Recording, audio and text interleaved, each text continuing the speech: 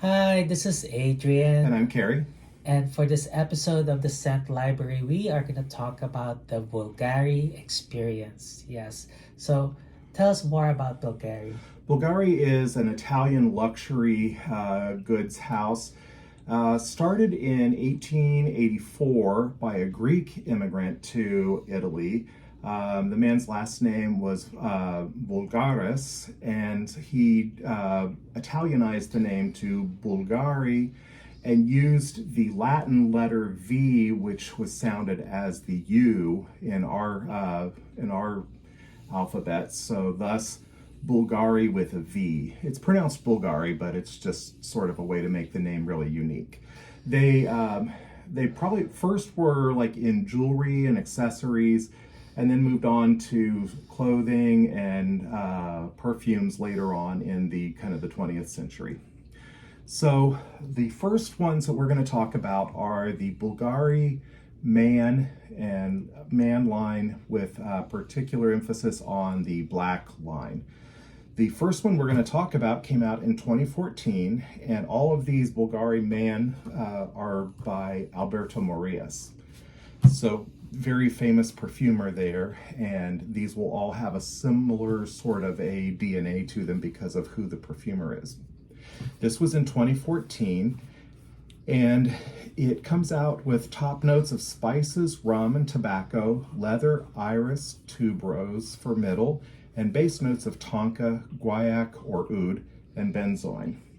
This one is kind of the foundation of the line, and this one is probably the one you can more easily get a hold of. I don't think this one is actually discontinued, but you may not find it in retailers as easily as you can going online. What were your thoughts on this one when you tried it? Well, I like it, the Bvlgari Man in Black. Hmm. It's definitely like a drink because of the spices Yeah, and the rum. yeah, yeah. They set up a sort of a trend in these of having the spicy sort of spicy, woody, boozy sort of a smell with some leather notes to them. And they really kicked off that sort of a trend and stuff. A lot of other perfumes followed their lineup in the years that came after this. So this was in 2014, and in 2016 they came along with a couple of really wonderful flankers. This one is my favorite. This one is Black Orient. This one is a lot harder to find these days as a flanker.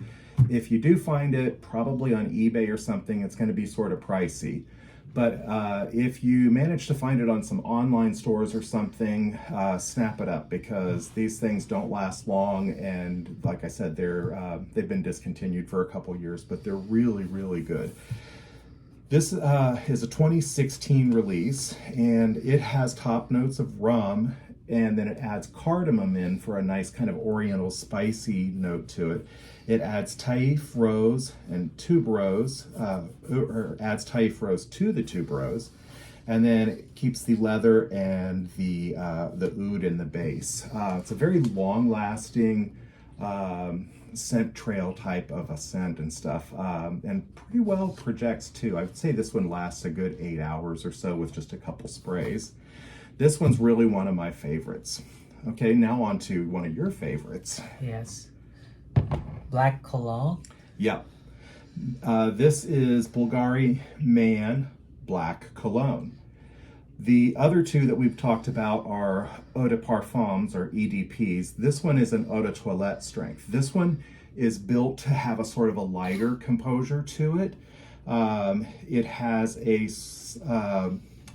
a fragrance of like masculine, sophisticated, fresh, and it plays off of contrast between freshness with oriental sensuality. So it keeps some of the notes from the Man in Black line, but it adds in a sort of a fresh and greener sort of a tone, so you could have something to wear from this line during the summer. Top notes are rum, but then it adds citruses and green notes. Middle notes are orange blossom, keeps the tuberose, and base notes amber, benzoin, and then adds sandalwood and musk instead of the oud. This one is one of your favorites, right? No, it's the wood essence. It is. Oh, okay. I'm sorry. I thought this one was one of your favorites. But this one is a great one for summer and warm weather. Yes. And this one I think you can get away with wearing pretty much year round. I think it may not come out so much in cold weather, but it keeps some of those notes of the spicy notes like the original, but it adds a freshness to it and stuff that makes it more wearable in more occasions. Okay, now we will move on to My actual favorite. your actual favorite. Okay, so those were all from Man in Black line, and there are a couple other flankers that are still maybe a little bit more easily available and stuff, and those are, like, one of them that I can remember offhand is the Bvlgari Man in Black Essence, and then there's another one that's like Essence Extreme or something. They simplify the notes. They kind of still typify the original one, the Man in Black, but they're not as chock full of some of the notes. So this one is Bvlgari Man Wood Essence. Wood Essence. And this one actually kind of sets off a different line where they have sort of like natural sorts of essences that they go with. This one is Wood Essence. There's a few other different essences out there that follow these flankers and stuff. All of them really good. I've smelled them, I just haven't bought them. This one, the Wood Essence, this is also by Alberto Marias. And this one gives you top notes of citruses, sugar, lemon zest, and coriander leaf. Middle notes of cypress, cedar, and vetiver. That's nice. Yeah. And then base notes of benzoin. So what did you enjoy about this one? The cedar. Yeah, the cedar It's is really nice. like nice smelling cedar. Yeah, the cedar almost reminds me a little bit of Royal Oud. Yes. It is. In a Kinda very like good Orient. way. Yes. In a very good way. Yeah, this one's your favorite, and mine is the Black Orient. So good, we have different bottles we can use from. Okay, now we'll move off of the Bvlgari Man line, which is really kind of their big prominent line for the men right now.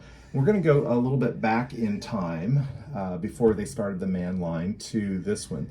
This one is Bvlgari Extreme pour Homme, or Bvlgari pour Homme Extreme. This one is a woody aromatic. This is by a different perfumer, Jacques Cavalier. It's from 1999. This one has a whole load of notes. Tea, for top notes, tea, grapefruit, bergamot, neroli, petitgrain, lavender, and coriander and galbanum.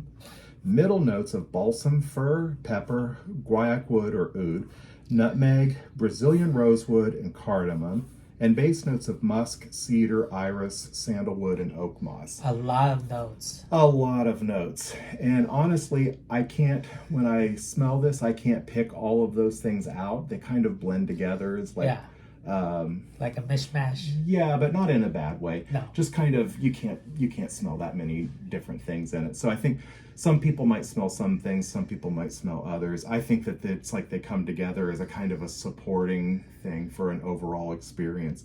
To me, it smells fresh and woody, a little bit spicy, but definitely more on the fresh woody.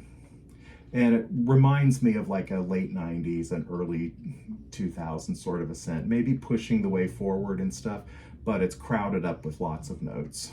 Yeah. Not in a bad way. Nope. Okay, now we're going to go on to a little bit of a different thing.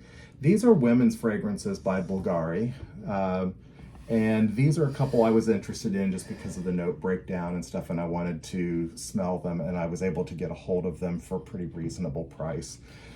So I thought I'd present them here for the occasional lady that might be watching or something. These are some really nice ones.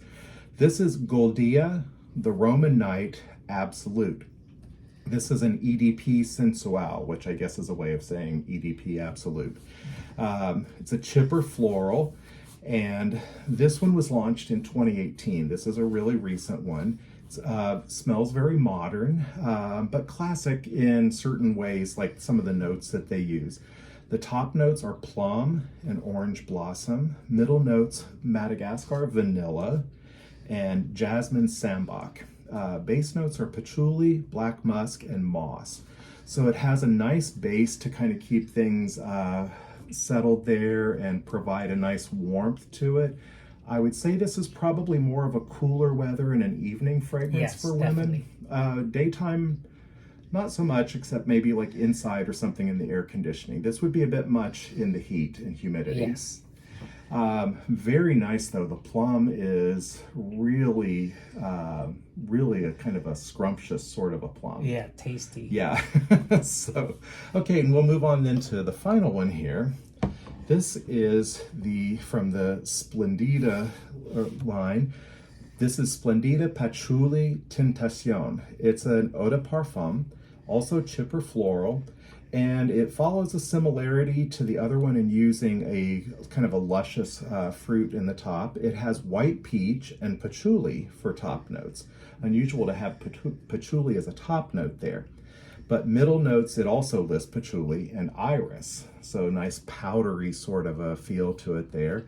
And in the base, it has, once again, patchouli, Indonesian patchouli, and white musk. So this one comes off as a nice sort of a powdery, fluffy patchouli, so kind of a dark, cakey sort of a smell in a way. Yeah.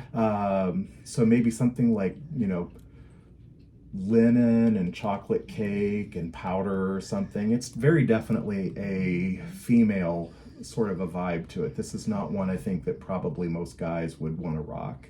Yeah, especially with the white peach. Yeah, You know. yeah. It smells girly in a way. I Yeah. mean, not in a bad way. If you smell this, you're going to be looking around, and if you see a guy and a woman, you're going to be heading towards the woman to see if you can smell it better. Yeah. It does have a sort of a feminine quality to it in a very good way. Very nice presentation. It's one you definitely would not get tired of smelling on someone that you like. Yeah.